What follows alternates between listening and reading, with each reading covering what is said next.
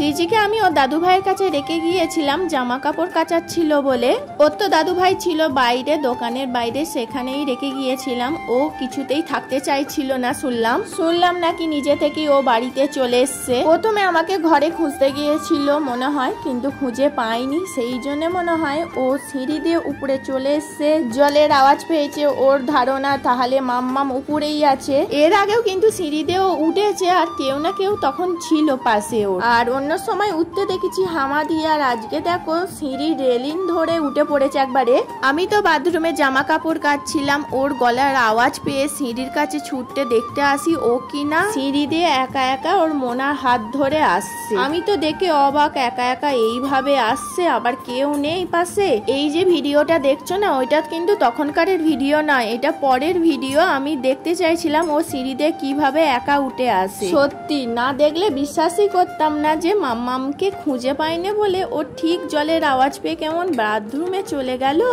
ও যত বড় হচ্ছে তত যেন আরো আমার চিন্তা বেড়ে যাচ্ছে, আর ওকে চোখে চোখে আরো বেশি রাখতে হচ্ছে। শ্রীজি ফুলেশ্বরী হয়েছে, ফুলেশ্বরী। দেখি মুখটা, দেখি মুখটা তোল। আচ্ছা দাও একটা ফুল। Thank you. কোথায় না ফুল পড়েছে দেখো, মাথায়, কানে, জামায়, হাতে। ফুলেশ্বরী দেখো সব ফুল খুলে ফেলেছে, সব মুচোমুচি করছে। শ্রীজি কিসের উপর বসছে দেখেছো? আমার টার্ন টেবিলের উপর।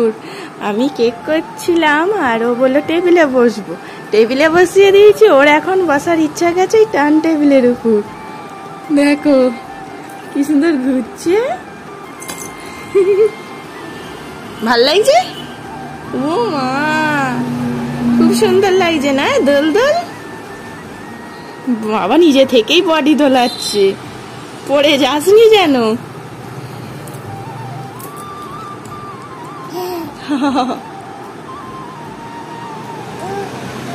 ঠিক আছে ঠিক আছে, ভালোভাবে বসো, নাহলে পড়ে যাবে। বার্থডে কেকের একটা অর্ডার ছিল। দেখো এখানে কেকের ডেকোরেশনটা করেছি একদম সিম্পলের উপরে। এইটা তোমার বাটারস্কচ ফ্লেভারে। আর শ্রীজিকে দেখো না, এই যে কেকের ব্লেন্ডারটা দেখছো না, ওইটা ক্রিম ধরে চটকাচ্ছিল। এতদিন আমার বোন পবনজিকে দেখে এসছি ক্রিম নিয়ে খাওয়া মাখা, আর এই ননি গোপালটা এখন এবার ক্রিম নিয়ে মাখতে শুরু করে দিচ্ছে। কেকটা কেমন হয়েছে জানিও। আর কেকটা করেছি ওকে কোলে নিয়ে নিয়ে, প্রচুর কষ্ট হয়েছে, কিছুতেই খেলছিল না। লাস্টে এইটা হাতে পেতে তারপর একটু ঘুরছে, আর আবার চেঁচাচ্ছে ওকে কোলে নিতে হবে। যা হোক করে কোলে নিয়ে কেকটা করা তোকে। খুব দুষ্টু হচ্ছে, ওকে কোলে নিয়ে কেক করা মানে প্রচুর ট্রাপ। যে খেলবে আমি কেক করে নেবো সেটা আর হয় না। কিছু করারও নেই, কেউ নেই যে নেবে। শ্রীজিকে নিলে আমি তো একটু কেকগুলো করে নিতে পারি তাড়াতাড়ি, সেইটা আর হয় না। তাড়াতাড়ি ছুটে আসছে, দেখেছো গোল হয়ে ঘুরছে।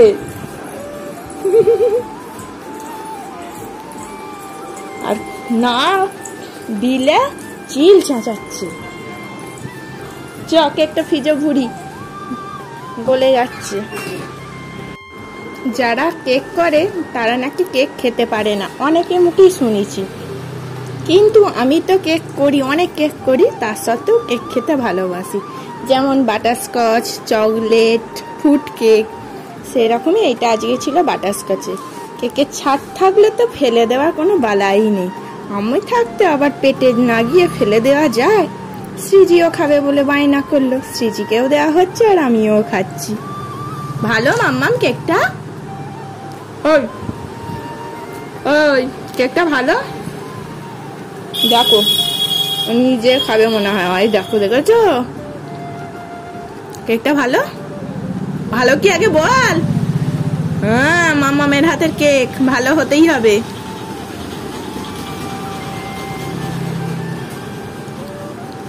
দুদিন পর ক্রিম কেক খাবে বলে বায়না করবে।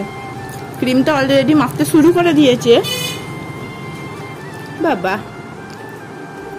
চলো হাত ধুয়ে দেবো, হাতে ক্রিম লেগেছে।